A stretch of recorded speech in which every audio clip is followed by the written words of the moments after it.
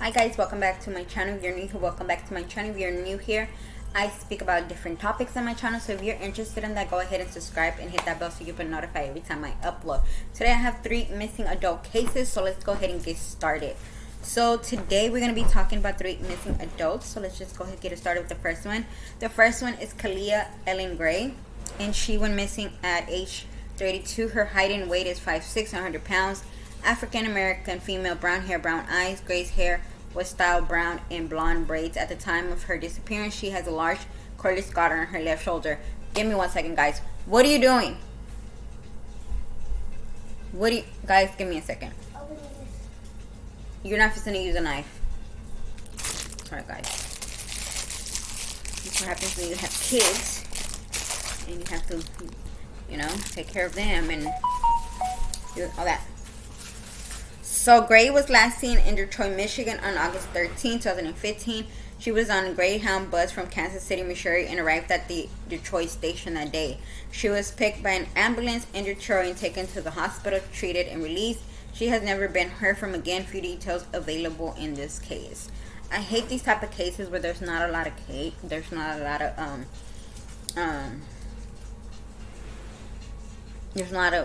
information. So it breaks my heart. So the next case is Annette Waddy, and I'm hoping I'm saying her name right. She went missing at age 24. Her height and weight is 5'1", 140 pounds. A black and white tank top, a leather top, black pants with the white stripe down the leg, and milk colored baseball cap, and no shoes. Silver Ford Explorer accounted for, so they did find her car. African American female, black hair, hazel eyes. When Waddy was multiple tattoos, including heart on both sides of her collarbone, leopard spots on her arm, at the shoulder the name Brienne in her breast, and anchor on one other breast. Words across her abandonment just below her breast, the name Matria on her wrist, and additional tattoos on her lower abandoned hip and half clasp. A photo of some of these tattoos are posted with this case. Summary: her ears and one side of her nose are pierced. She disappeared from King Domino Camp Wellness Campground on the 100,000 block of King Domino Boulevard in Dothan, Virginia at 11:30 a.m. on March 9th, 2017. She tried to bargain for a space in the campground but left without getting one.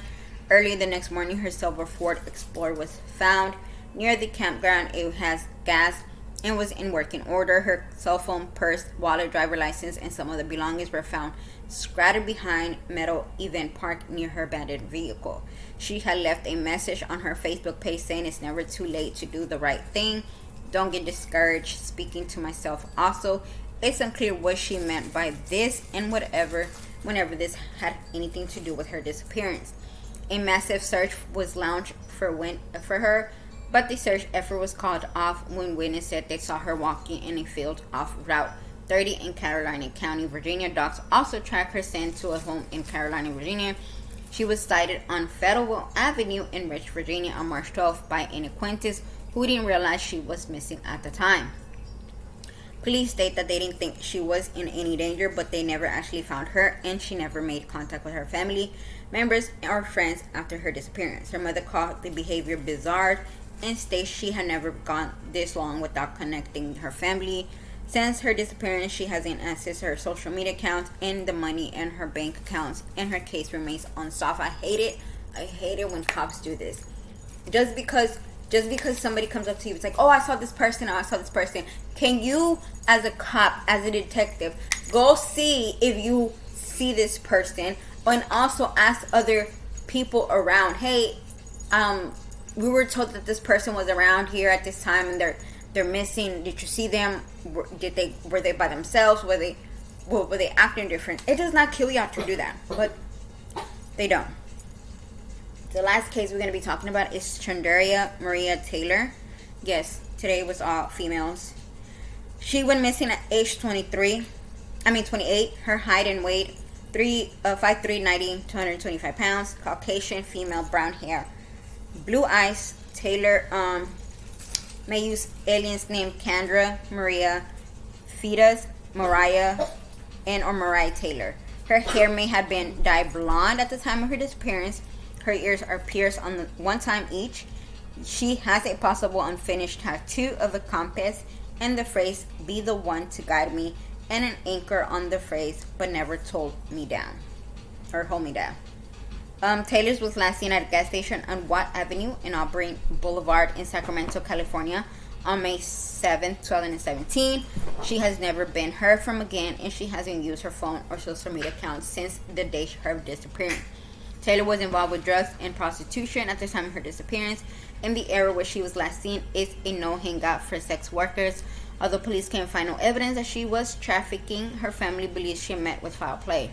It's possible that Taylor traveled to Reno or Aiken areas of Nevada along Eastern 80 after her disappearance. She could also be in Utah. Her case remains unsolved.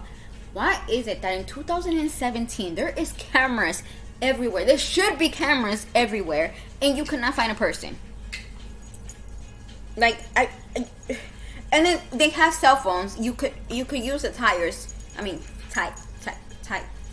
You could. You could use their phone to see where the phone lacks pin.